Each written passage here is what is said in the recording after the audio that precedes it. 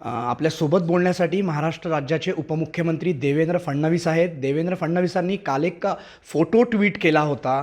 Car सेवेला जातानाचा तो Nagpur railway स्टेशनचा त्यांचा फोटो होता. विरोधकांनी बरीच टीकासुद्धा त्यांच्यावर केली.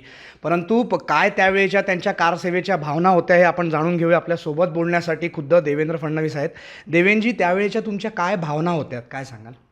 नाही, खरं म्हणजे ते अतिशय मंतरलेले दिवस होते आणि सगळे राष्ट्रभावनेने प्रेरित, रामभावनेने प्रेरित अशा प्रकारचे सगळे युवा होते.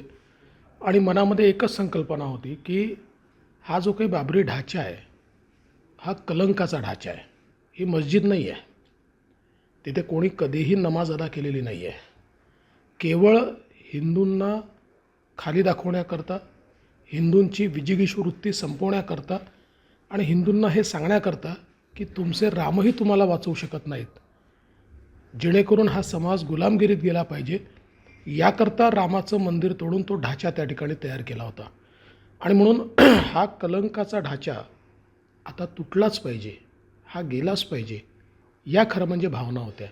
आणि म्हणूनच पहिल्याही कार सेवेच्या वेळेस ज्यावेळेस आम्ही तो त्या ठिकाणी आम्हाला जेलमध्ये टाकलं, मी स्वतः जवळपास 15-17 दिवस बदायूच्या जेलमध्ये होतो, त्याही वेळेस संकल्प दृढ होता. आणि दुसऱ्या कारसेवेच्या वेळी तर कारसेवकांनी जे करणं योग्य होतं ते करून दाखवलं. त्यावेळेस आपण आपल्यासोबत अन्य सहकारी आणि आपण कार सेवेमध्ये सहभागी झाला होतात. आज 500 वर्षानंतर प्रभू श्रीराम अयोध्येमध्ये त्यांची प्राणप्रतिष्ठा होते आहे. काय सांगाल आणि आपण कधी अयोध्येला जाणार आहात? नाही, ही खरोखर एक स्वप्नपूर्ती आहे. कारण आमचा पहिला नारा होता की रामलला हम आएंगे, मंदिर वही बनाएंगे.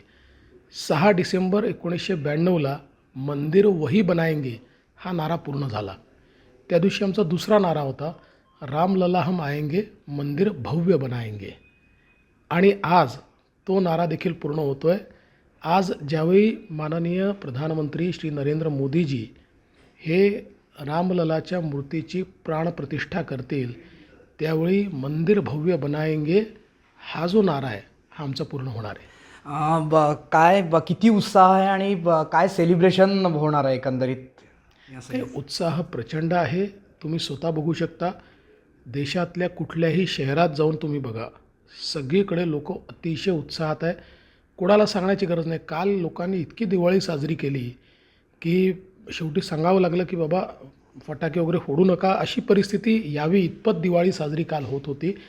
आणि लोकांचा उत्साह आहे. लोकांना मनातनं वाटतं, एक विजयाची भावना लोकांच्या मनामध्ये आहे की आम्ही गुलामीच्या बाहेर पडतो. आपण म्हणजे दोन्ही उपमुख्यमंत्री आणि मुख्यमंत्री अयोध्येला कधी जाणार आहात? आम्ही दिवस ठरवतो आहे, पण बहुधा फेब्रुवारी महिन्यामध्ये आम्ही सगळे जाऊ.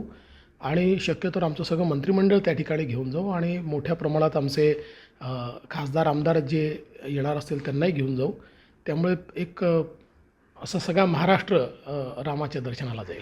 एक शेवटचा प्रश्न, काल जो आपण फोटो ट्विट केला होता, काही विरोधकांनी टीकासुद्धा केली त्याच्यावर, तर कसं बघता आपण? मी मूर्खांना कधीच उत्तरं देत नाहीत. मूर्खांना उत्तरं देऊन आपण मूर्ख ठरतो. मी तो माझ्या आनंदाकरता ट्विट केला. याचं कारण नवभारत या वृत्तपत्राने मला तो पाठवला, त्यांच्या संग्रही तो होता.